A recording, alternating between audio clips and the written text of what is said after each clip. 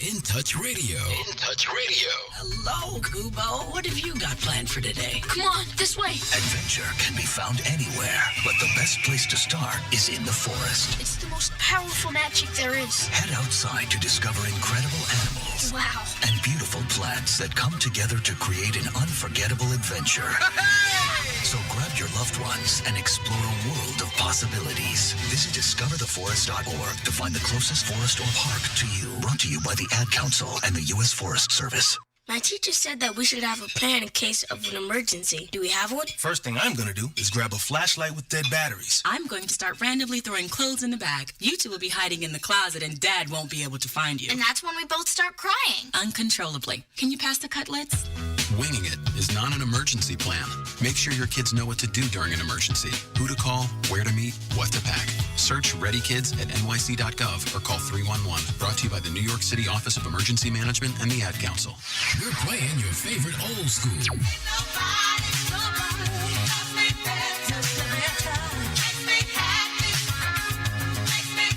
Today's R&B.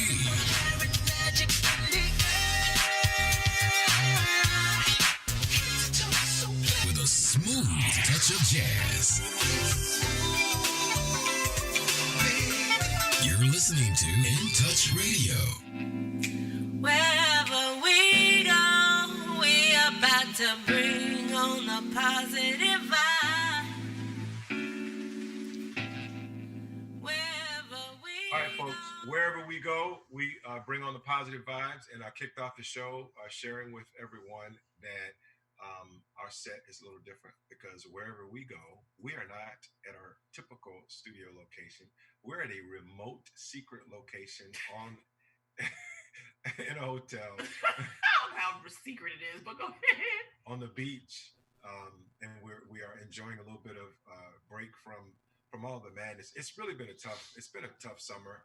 It's been a tough spring, and I don't want to make light of it because COVID is real, and, and it has affected all of us. I was gonna wait to the end of the show to ask for your prayers, but we're gonna talk a little bit about COVID because it has hit home. It has hit home, and my brother, my only sibling, is actually fighting this horrible disease. I am happy to report that even though he is in the hospital, our latest report is that he is doing better. His fever has subsided, and he is getting the necessary treatment. So we just ask for your continued prayers. So, COVID is real. It took Herman Cain. It sure did. Listen, y'all, when they tell y'all to wear these masks, you wear the masks. I mean, listen to science. And I don't know how many times people have to say that, listen to science. I didn't agree with Herman Cain on anything politically on any level, right? Probably not. But I thought his death did not have to happen, right? It was completely within his hands. He made a conscious decision to follow behind President Trump with this no mask thing, and you're in this this rally in Tulsa, Oklahoma, where people are not wearing masks. And he had I think he was a cancer survivor. He beat cancer twice. And so that was definitely on my worst list because it didn't have to happen. No, and I've seen some. And by the way, I follow both sides, traffic on both sides on my feeds, and what I'm seeing is that the apologists are now trying to make a case for the fact that there is no science that says that he caught coronavirus at the Trump rally. Come on, that's crap. But here's and the problem with that is that when you go public as some of those pictures that were released were with him and the other kind of black voices for Trump around him boasting about the fact that they were not wearing masks and that they were gathered there to support President Trump, and then you leave there, and a week or so later you contract the virus. You contract the virus. It's irresponsible. It's very irresponsible because it sent the wrong message. So whether it can be scientifically proven or not, it can be scientifically proven. The large gatherings where people are just there, especially not wearing masks, are super spreading incidents and events where the virus is spread. So we're not saying any of that to poke fun at the death of a great businessman. Yeah, he was. Morehouse grad, accomplished businessman. But certainly to put into perspective that the man did not have to die. He did not have to die. It's unfortunate. It was for unfortunate. Sure. It was unfortunate. But we got to get beyond the. And there's a representative from Texas, and I don't remember his name. He's a former judge too. So that makes this what I'm about to say even more ridiculous. Who, Gomer, the Goober? Whatever his name is. Yeah. So maybe it is Gomer, not Gomer. Yeah, I think so. Anyway, I call him a goober because he's a goober. Well, he's from Texas. So he contracted it, and he found out that he was positive right before he was about to get on a plane with Trump. Then goes back to his office apparently without a mask after he's determined or realized that learned that he's tested positive. Goes back to his office, potentially infects or subjects his staff or whoever was in his office to COVID, and then is on Fox News or Sean Hannity or wherever he was, saying that he may have gotten it because he was wearing a mask. Come on now. I mean, just the level of irresponsibility. I think if you're a politician and you hold office, there's a level of responsibility that you have to tell the truth, right? And science is saying that wearing a mask and social distancing reduces the spread of the disease, period. So this dovetails into my next worst, and this is just a local worst. So not even local and national. So you have our president who, if you have not heard, has said that he wants to delay the election. Just for you all, he cannot do that. He does not have the ability to do that. The date of the election and the swearing in of a president after 4 years is outlined in the Constitution. Okay, thank you. Well, then there's that. We don't necessarily have to follow the Constitution if there are parts of it that we don't like. Apparently, that's what he believes. But anyway, so he's come out, said that he wants to delay the election. Two conservative newspapers have said that what he's doing and saying is un-American. But notwithstanding that, you want to delay the election because of COVID and because you believe that there's all of this fraud and unsubstantiated fraud and voter fraud. But you're going to open schools, right? And so COVID is real. You want to delay the election, but you want to open schools. And more specifically, in our beautiful state, we have a governor who is still pushing to open schools, and or he doesn't really kind of know what he wants to do, right? So South Florida has made a decision that they're not going to open. So kudos to Miami-Dade, Broward, and Palm Beach for deciding to go virtual. They can't even afford to open schools down there. Hillsborough County, however, I don't know what, excuse my language, what the hell they're doing and what they're going to do, right? So teachers I know reported on Friday. And I think some admins, I'm not sure what Pasco County, which is just north of Hillsborough County, reported. But teachers are reporting, students are supposed to go back on the 24th. I don't know whether the school district is prepared to provide face shields, and I don't know, right? So that to me is the worst, is the fact that you're about to open up schools to students. Hillsborough County is either the 7th or 8th largest school district in the country. Florida currently is the epicenter in the world, not the country, epicenter in the world of this disease. And our leadership has made a decision that they think it is wise to open up schools and allow children, teachers, admins, janitors, bus drivers, all of the people that assist with making our school districts run have made a decision that they're going to open up. So I think it's irresponsible. That's absolutely going to consistently be the worst. You have school board members, and I can only speak locally, that are talking out both sides of their mouths and afraid to call a thing a thing. We don't know enough about this disease, right? So if you don't know, it's just like, let's say people have chickenpox. Everybody knows chickenpox is contagious. If you have a chickenpox outbreak in the school district, are you going to force parents to send their children back to school with the chickenpox so everybody gets infected? It's that ludicrous. You got parents that send their children to school with lice. You can't control lice. So or common cold or the flu. So to me it's irresponsible. And I understand that there are parents whose children, because of special needs, have to be face-to-face for school. I get that. Have to have face-to-face instruction. You can make an exception and accommodation for those children.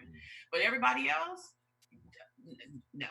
So yeah, so this is, and I agree with you for the most part. I mean, I agree with you that that this is not as well planned and not as well thought out because this is really about economics, and I'm not an economist by a long stretch, but there is a boost to the economy, or really not even a boost, um, but a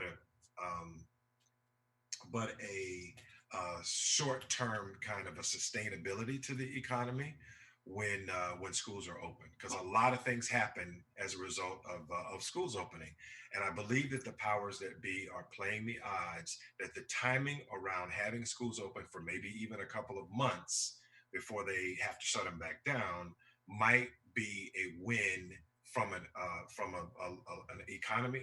economic standpoint. And the problem with that is this, and you'll hear the young people say this, is that you're using us now to try to experiment with how long the economy, essentially is what they're saying, Correct. how long we can keep the economy open, and that's just not fair. Right. Because the reality is the school districts are saying, yes, we're going to force the schools to be open and the administrators to work. They don't have answers for, okay, and so what happens when 2, 3, 4 kids get sick Right. and show up for school? Right.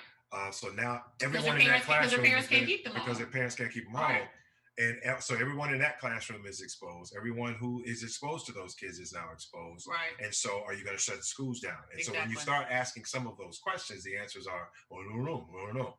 And the problem I have with this is, you've had since March. Yes. Now there's so much that we have not learned and did not learn until several weeks into the pandemic.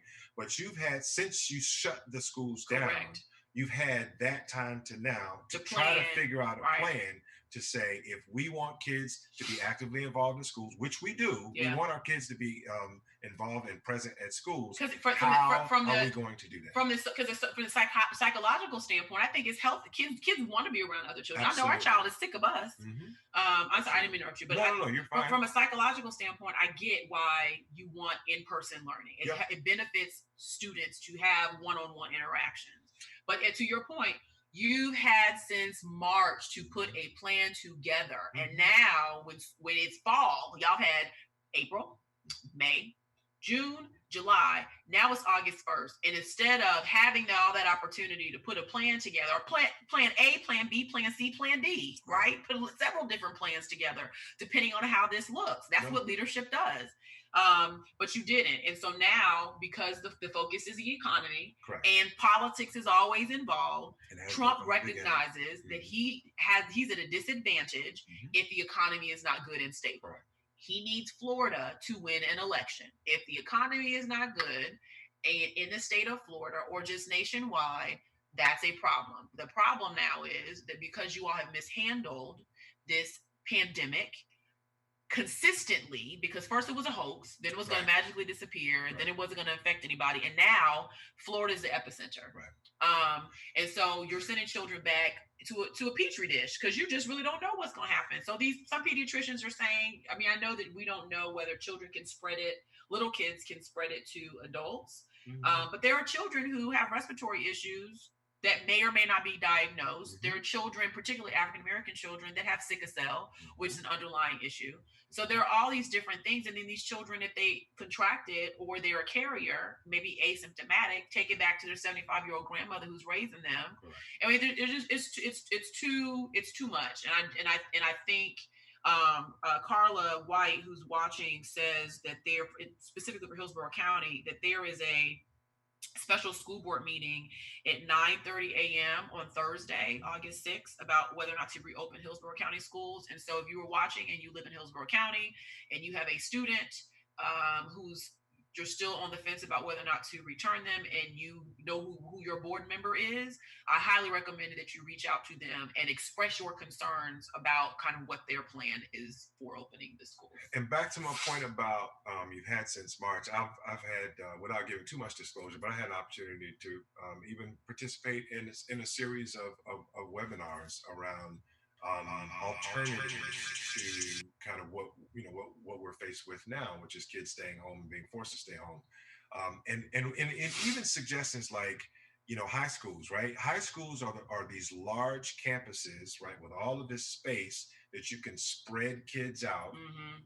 And one thought would be take all of the high schools, right, close them down from high school students, have the high school students stay home and be virtual. Now you've created all of this extra space to move the middle school kids into the high schools. That And makes you've got sense. gymnasiums, you've got cafeterias, you've got now larger classrooms and other activities areas where you can, have class sizes of no more than about 6 or 7 kids at a time, spread out, still with face-to-face, instructions, or cordoned off with curtains or whatever, or what have you.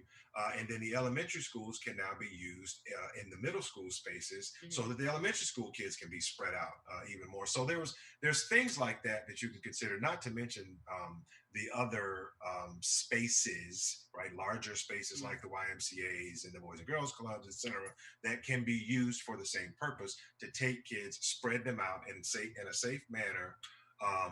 And those kinds of ideas, like that's what's most planning, and they'd have 6, 5, however many months to plan. All of that you're talking about requires planning, and they did not plan. So staying on this education thing, there is this young man I don't know how young he is, but there's this brother in Atlanta. His name is, I hope I get it right.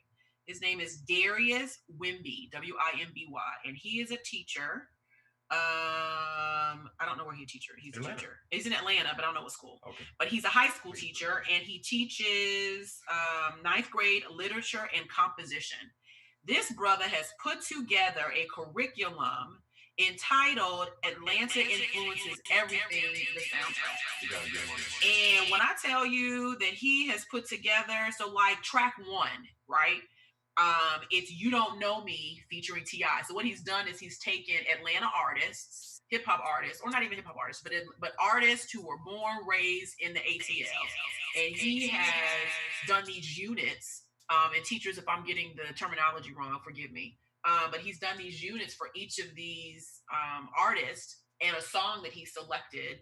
He has identified what the unit theme is going to be in kind of the discussions. And then he has novel study. He's making these young people read a book because it's literature and composition.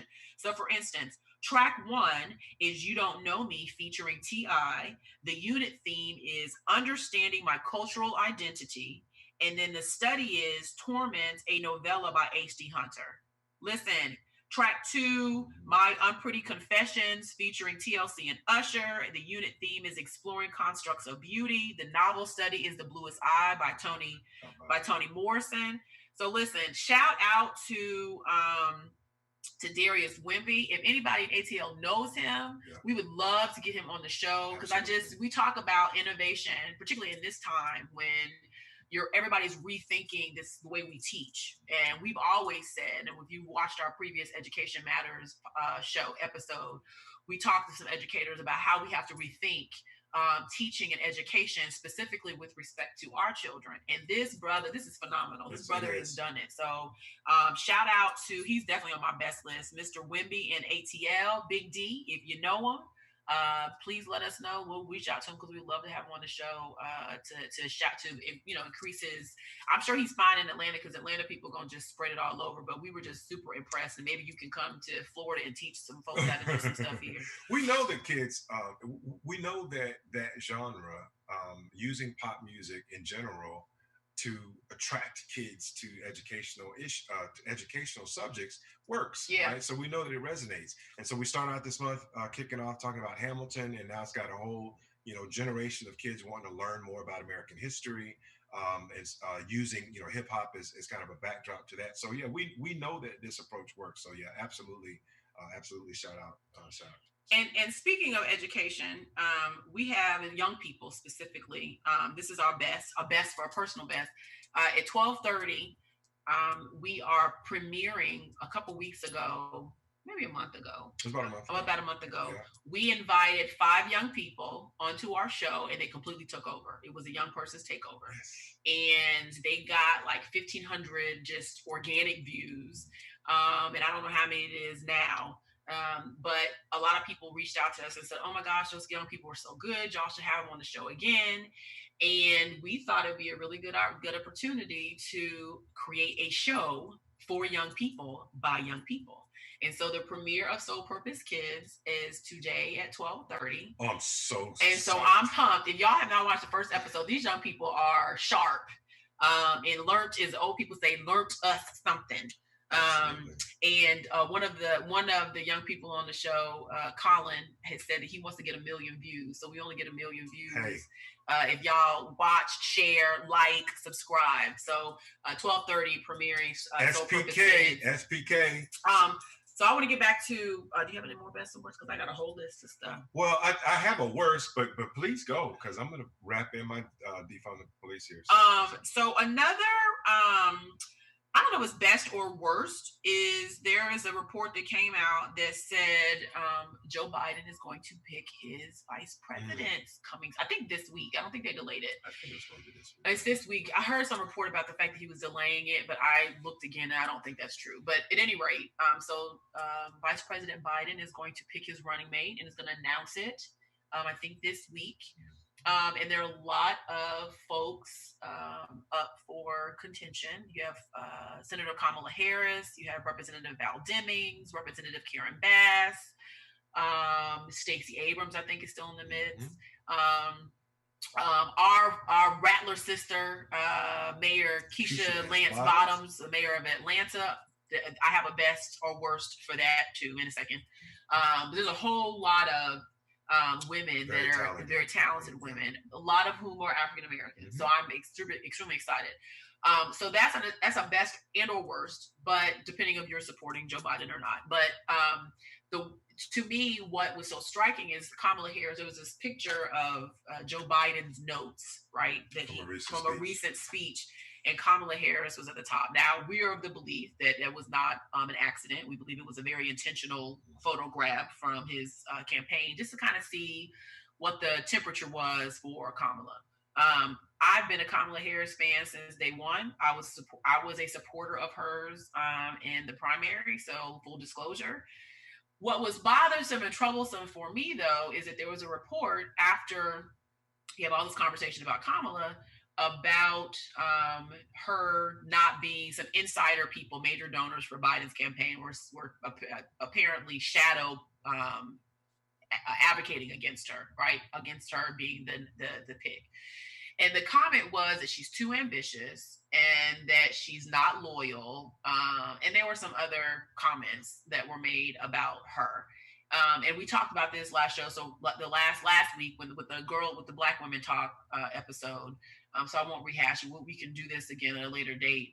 But it struck me as the worst because, again, in this culture of misogyny and sexism, you never hear, as you said when I told you about the article, you never hear anybody say a white man is too ambitious or, not loyal enough because they speak their mind and they have a difference of opinion. Or men in general. And I'm just gonna take it there because this is something that even from your show last week, but even just the spirit of the article itself and the spirit of what we're hearing kind of generated is that a female might be too ambitious and disloyal. Like, what does that even mean? First of all, you're the vice president. Yeah. So if you're the vice president, what is suggested is you're going to spend 4 years in the shadow of the president, whoever it is. Right. And if it's a 2-term president like Joe Biden served under, then you're going to spend 8 years in the shadow of the president. Right. And the way politics works, and I don't care if you're Democrat or Republican, the way it works is you spend that period of time being groomed, presumably to be the leader of the party and the presumptive nominee during the next election, because it's kind of a power and influence based thing. So the fact that now that the man has made it very, very clear that he's going to have a female vice presidential candidate, and the first thing out the gate is that person is going to be too ambitious, and do what? And try to have him killed so that they can automatically become the president. Like, it's so ludicrous, it's so ridiculous. And that level of misogyny actually really, really does irritate me. Like, it's irritating. I'm sensitive to it as a career HR professional. But I also know that for those of you who are of voting age and who plan to go to the polls, Yeah. is something that you need to be very, very, very sensitive to, is the messaging, right? So now all of a sudden there's this negative shadow cast on her because, well, what if she's too ambitious? Well, again, you never hear that from a man. Yeah. And there haven't been any black males in the same situation, but you don't hear from men at all that's a reason to not put them on the ticket because they're too ambitious. I mean, at the end of the day, I think Joe Biden's going to select who's he thinks is best on his ticket. I like Kamala. I also think, however, that I've swayed. Initially, I want her as VP.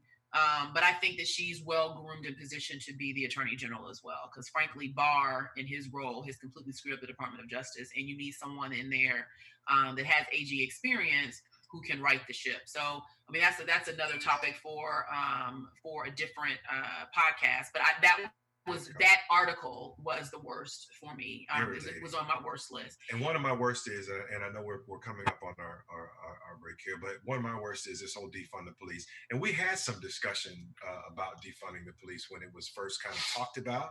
Defunding the police is a term, right? It's a philosophical construct, though, that means that you're going to take public taxpayer dollars, you're going to reallocate them to do other things. And I hated the term. I still hate the term defund the police because it's really not about taking the money away from the police department. And everywhere that has been pitched is turned into exactly what it's turned into now, which is it's a speaking point. Now there's a multi-million-dollar campaign, series of ads talking about what Joe Biden is going to do if he defunds the police. He does not support defunding the police. It came out as soon as the term was launched. He said, I don't support that. He does believe in reallocating some of the funds, but he's going to make the country unsafe. That's definitely one of them. Yeah, that commercial that Trump has. But, take us out. Anything that he has is ridiculous. So my best, right? And again, we will get, we're praying that eventually we'll get sponsors. So right now we're just shouting people out for free. But my best, y'all, I would not consider myself a part of the Beehive, right? I like Beyonce. I think she's extremely talented. But baby, this Black is King that is streaming on Disney Plus, listen, you have got to see it. And I say that if you saw Lemonade, it really is just a long music video with all of the different songs from an album. So for instance, Lemonade, if you saw that, it was just a long video with all the different songs. It was an ode and an uplift to Black women, which is what Lemonade was. Black is King for all y'all men that consistently hate on Beyonce. And I have a few people in mind. I won't call them out and put them on blast, but there's a few people few Black brothers who consistently hate on Beyonce. And there's some women too. Mm-hmm. Black is King is for brothers. It is, I mean, it's beautiful, it's vibrant, it is African, black. It is a really, really, really good film. And so I think that's it. That's my best of best. He hasn't seen it yet. I haven't seen it yet. I would strongly encourage you to watch it. I think she dropped it, or Disney dropped it at like 3:00 in the morning. I was up at 6:30 in the AM watching, did my hour of self-care, watching Beyonce's Black is King, crying, smiling. It was phenomenal. So we're probably going to have an opportunity to unpack it in an upcoming show. Friends, it is August. It is the fall. We have now survived, most of us, at least anyway, have survived the spring, COVID, summer, and we've made it through the summer. We're coming into the fall. Please be careful out there. COVID is real. I mentioned that, it has hit home. Prayers up for my brother. We're praying for you, big homie, in the hospital. And I think you had one other thing you wanted to share. No, that's it. Because we got to close out. Tune in 12:30. The premiere of Soul Purpose Kids. SPK. Follow us on Instagram, Facebook, and YouTube at Soul Purpose. We love you all. God bless. And I think that we're done. We're out. All right. Thanks so much, y'all. Be blessed.